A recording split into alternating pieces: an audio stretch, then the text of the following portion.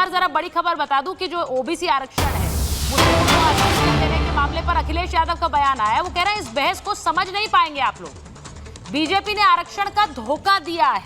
वो ये कह रहे हैं कि आरक्षण का धोखा है, इसे समझ नहीं पा रहे हैं। तो इस पर तो मैं क्लैरिफिकेशन बाद में लूंगी शिवम आपका, क्योंकि वो कह रहे हैं आप लोग धोखा दे रहे हैं। लेकिन मैं पहले दानिश जी के पास जा रही हूँ। दानिश जी, क्या आप इसे सही मानते हैं कि पूरे के पूरे कर्नाटक में मुसलमान वर्ग को आरक्षण दे दिया गया ओबीसी वाले कोटे में? क्या आप इसको सही मानते हैं कि बंगाल में 92% मुसलमान आबादी इस वक्त ओबीसी का लाभ उठा रही है? दानिश जी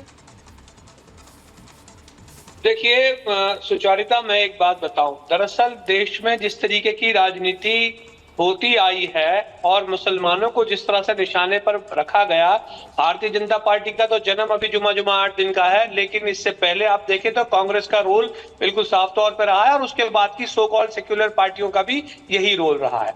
मैं ये पूछ रहा हूं कि देश के प्रधानमंत्री रिजर्वेशन में जो बात कहते हैं, इनकी तो सोच ही अलग है। वो तो 4 बातों की बात करते हैं, वो तो इनकी बात ही नहीं करते। SC ST OBC और बाकी पिछड़ों की उनकी बात नहीं करते। वो तो कहते हैं नारी, गरीब और पिछड़ा, उनकी 4 जो वर्ण की उन्होंने बताए हैं, तो उनके मुताबिक तो ये पूरा मामला ही अलग बदल जाता है। तो ये तो हो गई भारतीय जनता पार्टी की सोच। रह गई बात धर्म के आधार की राजनीति की बात, तो धर्म के आधार पे राजनीति की बात अगर की जाए तो इसकी शुरुआत आर्टिकल 341 से हुई, जिसमें मुसलमान और क्रिश्चियनों को एक्सक्लूड किया गया। ये आपके सामने है। तो ये धर्म के आधार से शुरू होगा। अब उसके बाद आप देखिए, उसके बाद 56 में सिख को इंक्लूड किया गया, वो भी धर्म का आधार था। उसके बाद बौद्धों को इंक्लूड किया गया, वो भी धर्म का आधार था। मैटर सुप्रीम कोर्ट में आज तक लटका हुआ है। तो सुप्रीम कोर्ट में जो आधार है, वो आधार हाई कोर्ट के लिए अलग है और सुप्रीम कोर्ट के लिए अलग है। सवाल यहाँ ये आके खड़ा है कि मुसलमानों को जिस तरीके से बेवकूफ बनाने का काम किया जा रहा है, उसके मुखालिफत हम करते हैं। रह गई बात भारत देश के प्रधानमंत्री मोदी जी, तो मोदी 10 सेकंड सुचारिता 10 सेकंड और देश के प्रधानमंत्री मोदी जी पसमानदा के लिए बहुत संजीदगी की बातें करते हैं। वो कि बहुत संजीदा है उन पसमानदा को लेकर, लेकिन आज तक वो नोटिफिकेशन हटाने का कोई प्रोसेस नहीं किया जिससे पसमानदा मुसलमानों को उनका हक मिल सके कॉन्स्टिट्यूशन के आधार पे। धर्म के आधार पे बात करेंगे तो दिक्कत आपको फिर वापस यहीं आके खड़ी हो जाएगी। तो आपका प्रॉब्लम ये है कि आप CA में बात करेंगे धर्म के आधार की और इसमें बात करेंगे कि कॉन्स्टिट्यूशन के आधार की। तो ये जो दोहरे मापदंड है भारतीय जनता पार्टी के, ये तो आपके सामने खुल के आ गए। नहीं, आपने ये बातें तो सारी बता दी मुझे दानिश जी, लेकिन आपने ये नहीं बताया कि एक पूरे के पूरे वर्ग को ओबीसी आरक्षण में डालना सही है या गलत। मेरा सवाल ये था, आपने उस पर कोई टिप्पणी नहीं की है।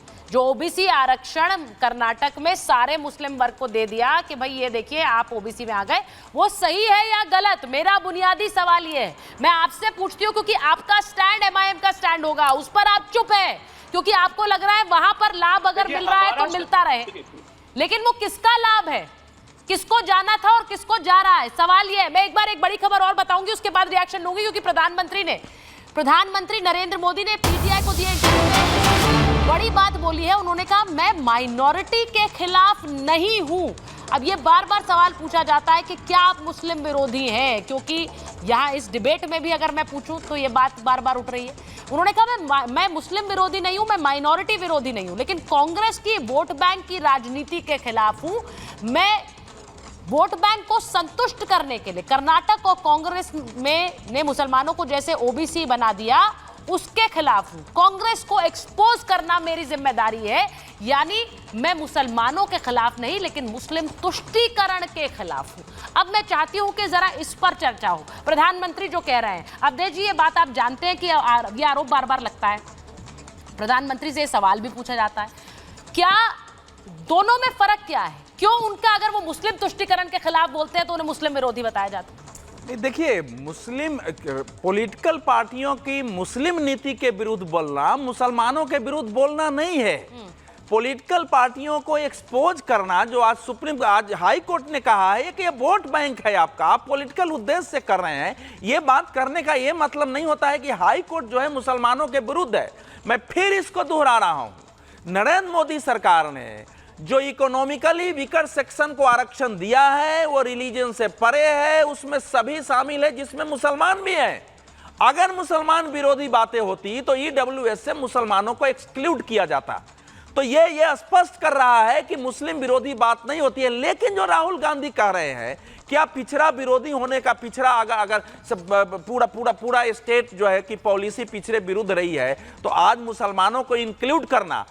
केंद्रीय पिछड़ा वर्ग आयोग ने सुचरिता पिछले वर्ष स्टडी किया, उसने पश्चिम बंगाल के शासन से पूछा था। स्टडी में बताया गया है कि पश्चिम बंगाल नहीं, राजस्थान, कर्नाटक, आंध्र, तेलंगाना, ये सब ऐसे राज्य हैं जहां पिछड़े वर्ग के हिंदू पिछड़े वर्ग के आरक्षण का लगभग 3/4 हिस्सा मुसलमानों के पक्ष में जा रहा है। ये केंद्रीय पिछड़ा वर्ग आयोग ने बताया है। तो सवाल यह है कि ये किस पर डाका डालना है, क्या ये नीति पिछड़े वर्ग के पक्ष में है? इसको उठाना कतई ये नहीं है कि आप मुस्लिम विरोधी है, क्योंकि कोई भी सरकार अवसर की समानता उपलब्ध कराती है। अगर इस देश में मुसलमान हैं, उनकी गरीबी है, वो दूर होनी चाहिए, लेकिन उसको पॉलिटिकल हथियार के रूप में उपयोग करना, मुस्लिम तुष्टीकरण करना, ये मुसलमानों के भी विरुद्ध है। यही हाई कोर्ट भी कर रहा है। जिस ढंग से ममता बनर्जी कह रही हैं कि मैं इसको नहीं मानूंगी, ये जारी रखूंगी, नहीं, ये मुसलमानों का हित है या मुस्लिम परस्ती पॉलिटिक्स है? ठीक है, ये आप कह रहे हैं कि आदेश देकर, निर्देश देकर ऑर्डर कराया गया है। इसको एक्सपोज करना मुस्लिम शुभांकर नहीं हो सकता। शुभांकर जी, बीजेपी का आदेश क्यों मानेंगे? आरक्षण जारी रहेगा। ममता बनर्जी के इस बयान का मतलब क्या है? वोट चाहिए। देखिए, उनका बयान का मतलब सिर्फ इतना ही है कि वो इस आदेश के खिलाफ वो सुप्रीम कोर्ट में इसके ऊपर बीजेपी का आदेश क्यों मानेंगे? उनका अधिकार ही आपने खुद ही कहा। अब थोड़ा सा मैं बता दूं, बार बार जो अवधेश जी कह रहे थे, नहीं 1 मिनट मेरी बात अब पूरा कर लेने दीजिए। शुभांकर जी, मेरे सवाल का जवाब देंगे तो ज्यादा अच्छा दिशा में डिबेट जाएगी। मैं बार-बार ये कहती हूँ एक दिशा में डिबेट जाएगी। क्या ये हाईकोर्ट के फैसले को बीजेपी का आदेश बोलना उसी दिशा में डिबेट है? आप अगर पूरी तथ्यों को सुने तो कम से कम। हाँ बिल्कुल, इसके बाद बार बार मैं कह रहा हूँ कि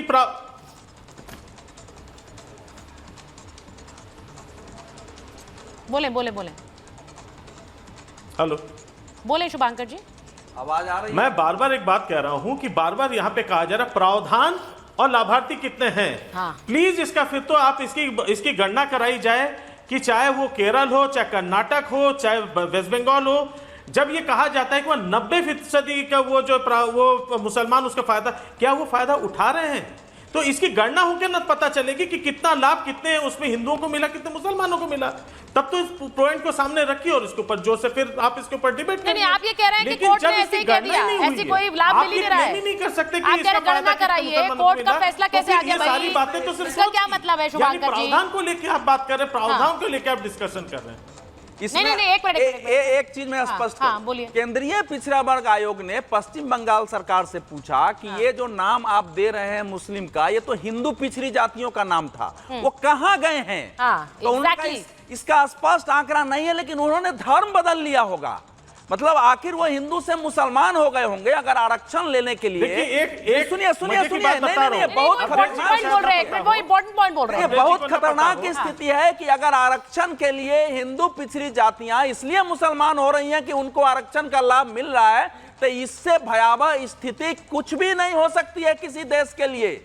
ये तो पता लगाने की जरूरत है कि वो हिंदू जातियां जो पिछड़ी थी वो कहां गई, कैसे केवल मुसलमान ही उस पिछड़ी जाति में शामिल हैं। ये बिल्कुल एक फैक्चुअल सिचुएशन है। आप कह रहे हैं कि फैक्ट आया ही नहीं है, ये नहीं है ऐसा।